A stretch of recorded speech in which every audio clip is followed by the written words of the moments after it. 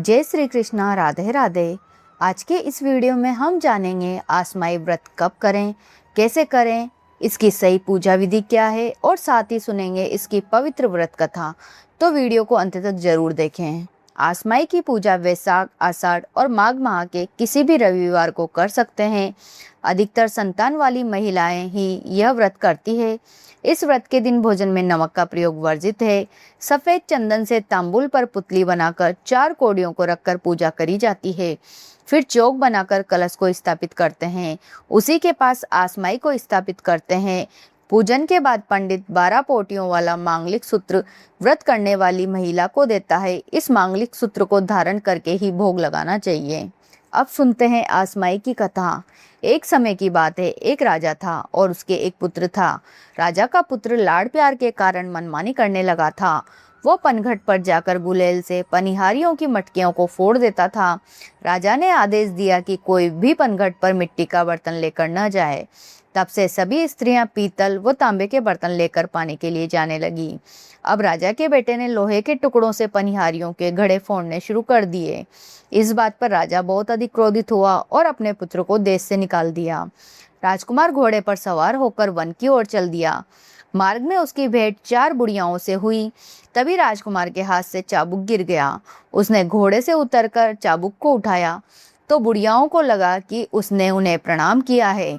नजदीक पहुंचकर उन्होंने पूछा तो राजकुमार ने बताया कि उसने चौथी बुढ़िया को प्रणाम किया है, जो कि आसमाई है। इस बात पर आसमाई बहुत प्रसन्न हुई तथा उसने राजकुमार को 4 कोड़ियां देकर आशीर्वाद दिया कि जब तक ये कोड़ियां तुम्हारे पास रहेगी तुम्हें कोई भी हरा नहीं पाएगा। तुम्हें समस्त कार्यों में सफलता प्राप्त होगी। आसमाई देवी से आशीर्वाद लेकर राजकुमार आगे चल दिया। वह घूमता हुआ एक देश की राजधानी में पहुंचा। वहां का राजा जुआ खेलने में पारंगत था।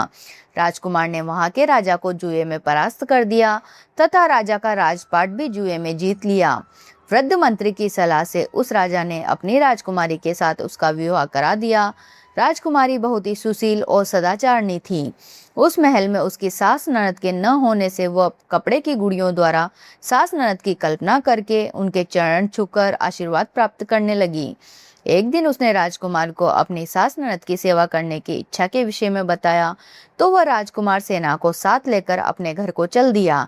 अपने पिता के राज्य में पहुंचने पर उसने देखा कि उसके माँ बाप रो रो कर अंधे हो गए हैं। पुत्र के आने का समाचार पाकर राजा रानी बहुत प्रसन्न हुए। महल में प्रवेश करने के बाद बहू ने अपनी सास के चरण स्पर्श किए। सास के आशीर्वाद से उसने एक सुंदर पुत्र को जन्म दिया। आसमाई की कृपा से राजा रानी के नेत्रों की रोशनी वापस आ गई और उनके समस्त कष्ट दूर हो गए। तो दोस्तों, यह थी आसमाई व्रत की संपूर्ण जानकारी, जिसमें आपने जाना व्रत का महत्व, सही विधि और पावन कथा।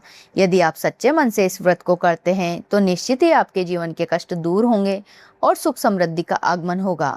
अगर आपको ये जानकारी उपयोगी लगी हो तो वीडियो को लाइक करें, शेयर करें और हमारे चैनल धर्म और कहानी को सब्सक्राइब करना न भूलें। कमेंट में जरूर लिखें। जय माता दी।